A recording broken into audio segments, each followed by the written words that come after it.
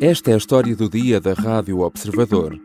O que esperar das propostas finais do Governo para combater a crise na habitação?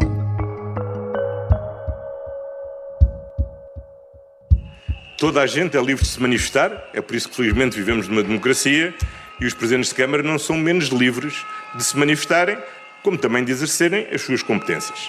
E em matéria de alojamento local, uma das críticas que eu fui ouvindo foi que atribuíamos poucas competências aos municípios na gestão do alojamento local.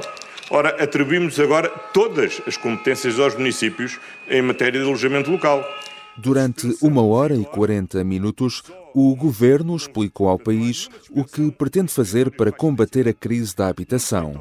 E durante quase todo o tempo, as explicações foram feitas ao som das buzinas e apitos dos protestos que se faziam ouvir no exterior.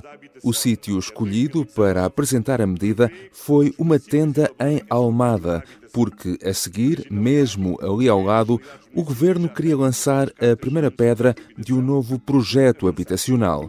Quando as medidas foram primeiro anunciadas, em fevereiro, Marcelo Rebelo de Sousa dizia que eram como um melão. Só depois de aberto é que se saberia como era. E face às críticas das últimas semanas, António Costa manteve as medidas iniciais, mas cedeu em alguns pontos. Afinal, o arrendamento coercivo só se aplica a apartamentos considerados devolutos há pelo menos 2 anos e situados em zonas de maior densidade. E as novas licenças do alojamento local vão mesmo ser travadas, mas muito vai depender do critério e avaliação das autarquias. Que leitura política fazer deste anúncio e o que podemos esperar agora daqui para a frente? Vou conversar com Rui Pedro Antunes, editor de política do Observador. Eu sou João Santos Duarte e esta é a história do dia. Bem-vindo, Rui. Olá, João. Rui, o anúncio da versão final destas medidas para a habitação decorreu numa tenda, em Almada. Os protestos cá fora foram sempre muito audíveis dentro da tenda durante quase todo o evento, não só por causa da habitação, mas também, segundo percebo, protestos de professores. Enfim, podemos dizer que depois de todas estas polémicas das últimas semanas, o Governo, de certa forma, pôs a jeito com o local. Sim, se tivesse feito na ajuda, provavelmente não se ouviria aqueles apitos todos. Acho que não havia, eu vi pela televisão, enfim, quem estava lá era a nossa repórter, grande repórter Rita Tavares, mas desde talvez as vuvuzelas na África do Sul, ou para ir um bocadinho mais atrás e para um assunto mais politizado, desde o buzinão da ponte, o grande buzinão que não se ouvia durante tanto tempo na televisão, algo tão incomodativo, por assim dizer. E aí o Governo, de facto, não mediu bem isso do ponto de vista comunicacional, embora António Costa tenha resolvido bem a questão. É a democracia, se estão a manifestar, ainda bem. Portanto, não fez aquela questão de afrontar ou ser hostil com os manifestantes, que às vezes corre muito mal. O povo costuma dizer, só sabe se o melão é bom depois de o abrir. É preciso abrir o melão. Ontem foi apresentado o melão. Agora é preciso olhar para cada lei, serão aí 10, 15, 20 leis, e ver o que cada uma delas diz. Quando as medidas foram primeiro anunciadas em fevereiro, Marcelo Rebelo de Sousa fazia a já famosa comparação com o melão. Ora, Rui, agora que Costa veio abrir, de certa forma, este melão, como é que podemos ler o anúncio destas medidas? Enfim, o Primeiro-Ministro foi obrigado a ceder face a todas estas críticas das últimas semanas. Está aqui a procurar também em muitos pontos um terreno de aproximação e compromisso. Sim, não podemos dizer que António Costa se manteve numa arrogância democrática total, tendo a maioria na Assembleia da República e tendo apenas jogado com o facto de ter um governo maioritário. Houve algumas cedências, tanto em duas polémicas medidas. A do arrendamento coercivo, que ele, nesta conferência de imprensa, fez questão de dizer muitas vezes arrendamento forçado. Forçado, exato. É mesmo o mais bruto possível em termos de semânticos, e a questão do alojamento local. As justificações dele para mostrar esse compromisso foram nesse sentido. Num ponto, o arrendamento forçado ser só ao fim de 2 anos ser considerado devoluto, isto de uma forma genérica. Num outro ponto do alojamento local, mostrar que há uma grande mancha do país que não é afetada por isto, só as zonas de baixa densidade, que são uma grande parte do território, não são afetadas por isto, e além disso colocar o ónus nos municípios. E aqui há paralelamente uma abertura, mas também uma desresponsabilização e uma passagem de poder. Ora, os municípios têm uma característica. Enquanto o governo decide sozinho, até porque tem uma maioria no Parlamento e não precisa de ouvir ninguém, os municípios, quando decidem da sua cor partidária. Uns são do PCP, outros são do PS, a grande maioria, e há também muitos do PSD. Portanto, aqui há quase um partilhar de responsabilidades de tudo aquilo que queima. Clarificamos agora que, tal como a conta para o alojamento local, é uma medida que só se aplica a apartamentos. Todas as outras formas de edificação que não sejam frações autónomas em apartamento não são abrangidas por esta figura. Falavas aí de uma dessas medidas que causaram mais polémica nas últimas semanas, o arrendamento coercivo. Costa veio agora clarificar ou esclarecer vários pontos. Não o podia ter feito logo desde o início. O Governo não avaliou bem, inicialmente, a polémica que esta medida poderia causar. Parece que ficou até perplexo, foi a palavra que utilizou com Exato. A reação pública. Obviamente que a medida, quando o Estado chega a alguém que tem uma propriedade, a primeira ideia que há é a tomada de posse estatal dessa propriedade. Portanto, uma coisa, por isso é que havia muita gente a dizer... Foi a ideia que passou, não é? Que era um novo PREC, uma tomada administrativa, a própria Iniciativa Liberal, que é o partido mais liberal que temos, a dizer que Marina Gonçalves era um novo gonçalvismo, para fazer esse paralelismo na altura com esses tempos do PREC e em que o PCP geria o país. E, portanto, toda a forma como foi apresentada foi que ia-se tentar arranjar essas casas, esse parque habitacional que não existe, através de uma medida que era de alguma forma radical e não foi explicada como é que era. Havia definições da lei do que era um edifício devoluto, sabia-se exceções, casas de imigrantes, casas de férias, mas eram exceções muito, muito genéricas. Agora há aqui uma nova camada. Se já era difícil encontrar uma casa em que isto se aplicasse, agora é ainda mais. Portanto, só para termos uma ideia, como é que se prova que uma pessoa que tem 8 casas espalhadas pelo país... Não são casas de férias, não é? Mesmo que esteja uma pessoa em Lisboa e tenha uma casa em Sintra, ou esteja no Porto, tenha uma casa em Matosinhos, como é que prova que a segunda casa não é de férias? Basta ter vista para o mar, ter qualquer coisa de lazer, ter uma piscina, e portanto tudo isso era muito difícil e criava uma grande confusão. Agora vem ficar mais definido, e António Costa também vem dizer que também não é aplicável nas zonas de baixa densidade, porque aí não há necessidade de ter mais casas. A intervenção não há problema, tem que ser feita a outro nível. A segunda razão da perplexidade é que eu creio que o país tem todo consciência como os municípios têm sido bastante parcimoniosos a classificarem os imóveis como devolutos. Neste anúncio, o António Costa falou sobre os municípios e falou como são parcimoniosos a atribuir essa classificação de habitação devoluta, no caso das casas que depois podem seguir para arrendamento coercivo. Depreendemos disto que está a dizer que os municípios podiam ser mais exaustivos ou fazer mais aqui. O que é que achas que o Primeiro-Ministro está a fazer? Está a passar as culpas para o município, as responsabilidades para os municípios, ou está a querer partilhar as responsabilidades com as autarquias?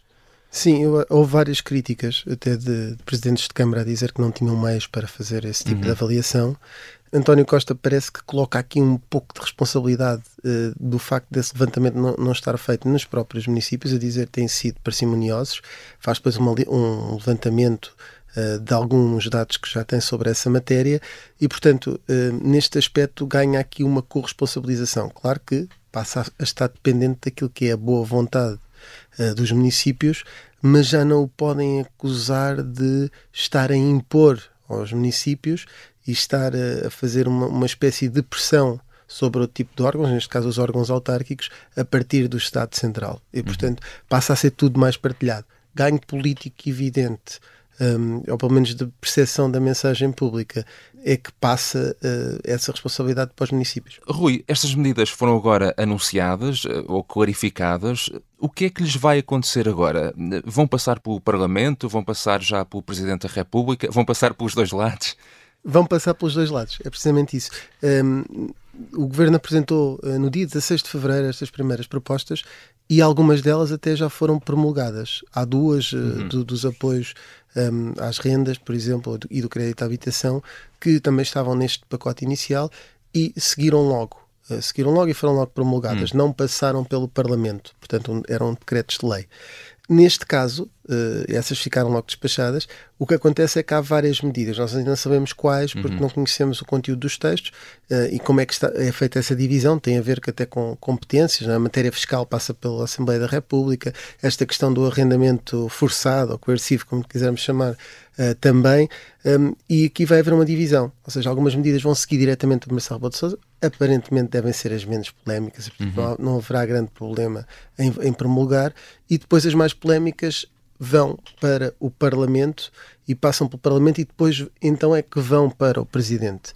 Esta passagem pelo Parlamento também não é totalmente inocente, no sentido em que, ao colocar no Parlamento algumas das alterações que possam vir a ser feitas e não ter feito já essas mesmas alterações, o que António Costa está a fazer é passar também uma batata quente para o Parlamento. Lá eles que se entendam, se não se entenderem, no fim o PS tem maioria e decide como é que quer deixar as coisas. Esta política é muito pouco ambiciosa, em muitos dos seus contornos é errada, é, do meu ponto de vista, perversa mesmo nos efeitos que vai ter no mercado. Ou seja, as pessoas não vão ter mais oferta de habitação e não vão ter melhores condições de acesso à habitação. A oposição também tem criticado muito estas medidas. Ouvimos aqui o líder do PSD, Luís Montenegro. Sabemos que o governo, obviamente, tem maioria absoluta. António Costa, de certa forma, tem aqui uma estratégia de procurar um consenso político. Falavas ainda agora de passar essa batata quente. No fundo é um pouco isso, ou seja, passar também um pouco parte desta responsabilidade para a oposição? De facto, o que agora acontece é que António Costa passa essa batata quente e vai haver essa discussão toda na Assembleia. E já houve propostas de alteração dos partidos e, por exemplo, as do PSD baixaram todas à especialidade sem votação para que pudessem ser debatidas e algumas possam ser aceitas ou não. Nesse aspecto, até foi questionado António Costa, até foi a Rita Tavares também que fez a pergunta, se iria negociar diretamente com Luís Montenegro. E o Primeiro-Ministro disse que não, que todo esse debate era feito nos partidos no Parlamento. Além de haver aqui esta ideia de negociar com o partido da oposição, António Costa também está a colocar o PSD ao nível de todos os outros. Porque não lhe faz uma diferença entre o PSD e os outros. Porque é que isto é relevante, João? Pelo seguinte, é que o Presidente da República tem dado como exemplo que até pode promulgar esta lei se não concordar muito, se ela tiver uma grande abrangência, um grande apoio, ou pelo menos não tiver uma grande oposição para além da maioria do PS, que é sempre maioritária. O que é que isto significa, na verdade? É que ele dá um exemplo da agenda do trabalho digno, quando fala disto, em que o PSD se absteve e não votou contra. Portanto, quase que coloca aqui uma bitola presidencial. Se o PS conseguir convencer o PSD a não votar contra esta medida, por ter lá medidas deles, por exemplo, aí é mais fácil que Marcelo possa promulgar. Tal como está concebido, logo à partida é inoperacional, quer no detectar, quer no ponto de partida, quer no ponto de chegada. Portanto, como é evidente, há uma coisa que nós aprendíamos na feitura das leis, chamadas leis cartazes. Leis cartazes são aquelas leis que aparecem a proclamar determinados princípios programáticos, mais panfletários, mas a ideia não é propriamente que passem à prática. Falemos então do Presidente da República. Há um mês, Marcelo Rebelo de Sousa foi muito crítico face às medidas apresentadas na altura. Dizia mesmo que o pacote não era execuível e que era uma lei cartaz. Basicamente está a dizer, não é, que é algo para mostrar e não tanto para executar. Era o que ele queria um pouco dizer na altura. Ora, qual é que pensas que poderá ser agora a reação do Marcelo face a este novo anúncio do Governo? Olha, Marcelo Rebelo de Sousa é sempre uma incógnita na maneira como acaba por responder a estas situações. É certo que ele deverá repetir quase um mantra que tem dito que ainda não recebi nada, ainda não recebi nenhum diploma em Belém, portanto quando tiver esse diploma logo me pronuncio.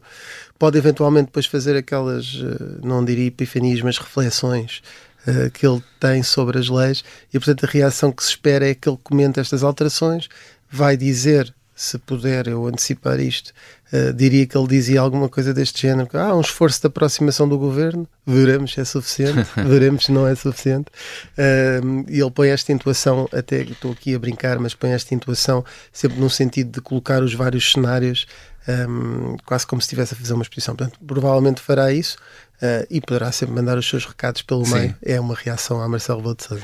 Mas de certa forma, ou de alguma forma, António Costa tentou também condicionar Marcelo naquilo que pode ser a atuação do Presidente da República nos próximos tempos face a estas medidas?